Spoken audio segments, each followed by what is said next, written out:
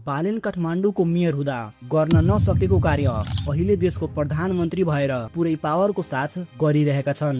यस हामी कुरा गर्दैछौ सुकुम्बासी बस्ती हटाऊ अभियानको बारेमा। 2083 वैशाख 12 गते शनिबारको बिहान सरकार पुरै सुरक्षाको साथ डोजर लिएर थापाथलीको सुकुम्बासी बस्तीमा जान्छ।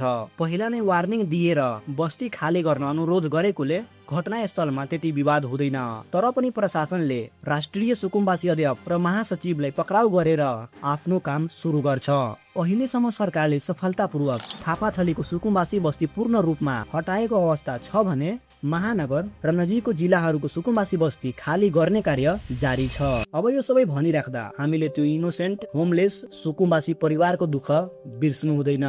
उहाँहरू यो बस्तीमा आफ्नो रहरले बसेका थिएनन्। यसको कारण विगतका सरकारहरू हो जो सुकुम्बासीको नाममा राजनीति गरेर सत्तामा पुगेका थिए। यो करोडौंको अपार्टमेन्टलाई हेर्नु, यसलाई 2068 सालमै बाबुराम भट्टराईको सरकारले सुकुम्बासीको लागि बनाएको थियो।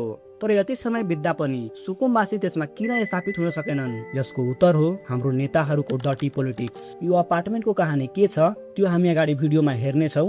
अब हेर्नु, सुकुम्बासीको समस्या अहिलेको छैन, यो दशकौंको समस्या छ। त आखिर सुकुम्बासी हो के? यिनीहरू नदी खोला किनारमा कसरी बस्न बाध्य भए र कसरी सुकुम्बासीको नाममा दशकौंदेखि हुकुमबासीको राज यो बस्तीहरूमा चल्दै थियो? अनि अहिलेको बालेन सरकारको यो पाइला कतिको जायज छ? घन्टीलाई भोट दिएर गल्ती गर्नु 100% गल्ती यो सुकुम्बासीलाई यस्तो गरे उस्तो गरे भनेर भ्रम छरेछन् नि, यो केही पनि सत्य होइन कि। ए घर किनबेच पनि हुन्थ्यो, किनबेच पनि हुन्छ। महँगोमा कतिमा किनबेच भयो यहाँ त मैले सुने अनुसार त 40-50 लाखमै किनबेच हुँदै भइरहन्छ। सुकुम्बासी भनेको यस्ता परिवारहरू जसको नेपालमा आफ्नो कतै पनि जग्गा छैन, घर किन्न वा भाडामा लिन कुनै इन्कम सोर्स अथवा कुनै पारिवारिक सहयोग छैन।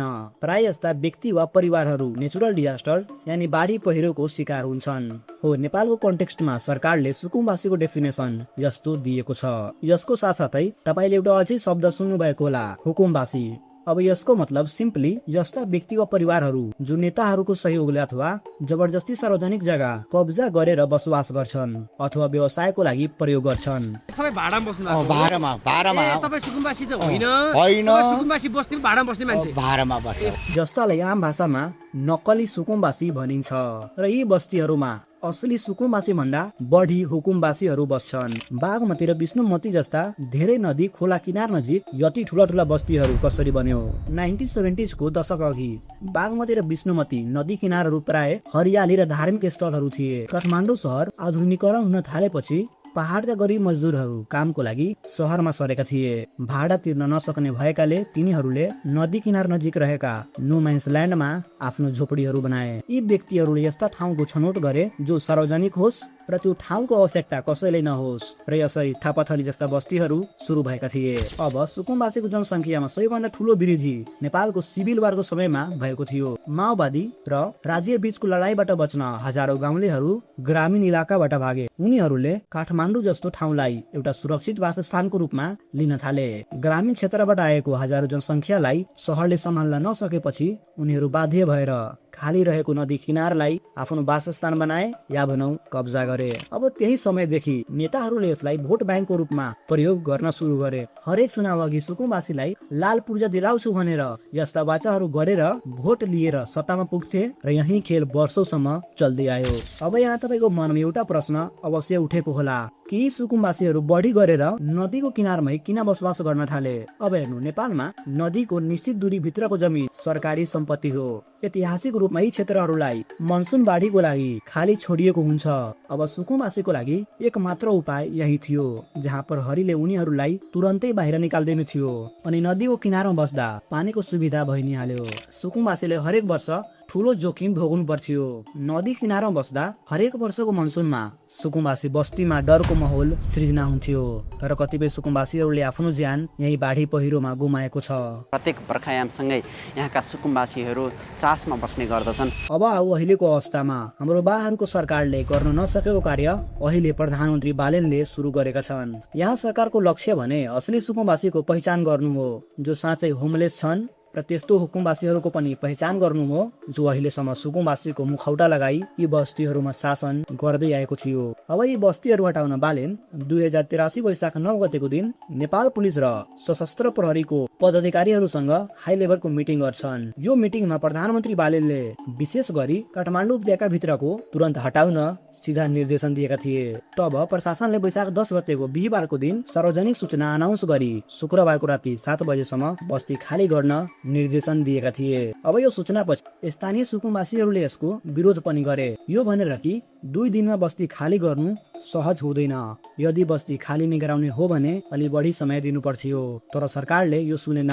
ठीक शनिबारको दिन बिहान 6 बजेतिर महानगर र केन्द्रीय सरकारको डोजर र अन्य मसिनहरू बस्ती खाली गर्न, त्यो पनि कडा सुरक्षाको साथ। बस्ती खाली गर्दै गर्दा सरकारको लागि एउटा ठुलो समस्या थियो। जो नेपाली सुकुम्बासी छन् त्यो त कहीँ न कहीँ सेटल भइ नै हाल्छन्। अब जुन साँच्चीकै सुकुम्बासी छन् उनीहरूलाई कहाँ राख्ने? अब सरकार यसको उपाय खोज्दै दशरथ रङशालालाई हिलिङ सेन्टरको रूपमा विस्थापित बासिन्दाहरूलाई त्रिपुरेश्वर स्थित रङशालामा लगियो। राज्यको सहयोग वास्तवमा आवश्यकता भएर सुकुम्बासीहरूलाई पहिचान गरी व्यक्तिगत विवरण रेकर्ड भइरहेछ।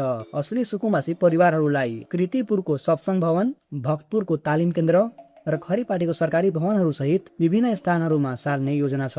अब यहाँ बस्तीहरू हटाउँदा धेरैले विरोध गरेका थिए, स्पेशली सुकुम्बासीले जोगाउन बनेका संस्थाहरू। प्रहरीले राष्ट्रिय सुकुम्बासी अध्यक्ष नारायण परियार र महासचिव आर्यन कुवर लगायत स्क्वाटर फ्रन्टका धेरै नेताहरूलाई पक्राउ गर्यो। अब यहाँ पहिला पनि धेरै सरकारहरूले यी सुकुम्बासी बस्तीहरू खाली गराउन प्रयास गरेका थिए, तर विध्वंसक झडप हुने यी बस्ती हटाउ अभियानहरू सफल हुँदैन थियो। तर बालेन सरकारको यो अपरेसन सफल हुने चरणमा छ। यो अभियान सञ्चालन गर्दा झडप वा नाराबाजी ठुलो रूपमा भएन। यसको कारण थियो सरकारले बिहिबारको दिन नै बस्ती खाली गर्न अनुरोध गरेको थियो, जसको फलस्वरूप धेरैले आफ्नो घरहरू खाली गरे। अब सुकुम्बासीहरू आफ्नो वर्षौंको घर भत्केको देख्दा दुखी हुनु त स्वाभाविक नै थियो, तर समयले परिवर्तन मागेको थियो। अब एकछिन हामी हेरौँ बालेन सरकारले यो बस्तीहरू खाली गराएपछि यसको फाइदा के हुन्छ। नम्बर 1, शहरी तथा वातावरणीय पुनर्स्थापना। यी क्षेत्रहरू सफा गर्दा उचित नदी किनारका सडकहरू र हरियो कोरिडोरहरू निर्माण गर्न अनुमति दिन्छ। यसले शहरका मुख्य क्षेत्रहरूमा ट्राफिक जाम कम गर्छ। अनि यी बस्तीहरू बागमती र मनोरा नदीहरूको बाढी मैदानमा बनाइएको थियो।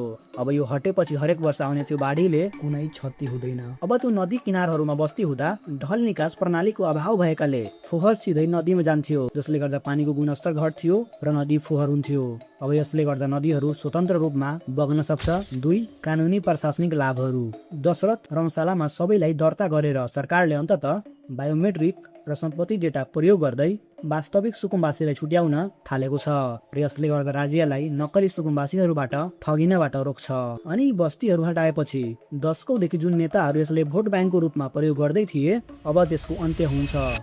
अब यहाँसम्म आइपुग्दा हामीले असली सुकुम्बासी को हो भनेर बुझ्न प्रयास गर्यौं। उनीहरूको एक्चुअल समस्या के थियो अनि यी बस्तीहरू हटेपछि के कस्ता फाइदाहरू हुन्छ। अब तपाईको यसको बारेमा धारणा के छ? के सरकारले यी बस्तीहरू हटाएर उचित गर्यो? मलाई कमेन्टमा अवश्य भन्नुहोला। त आजको लागि यति नै। हाम्रो भेट हुन्छ अर्को भिडियोमा।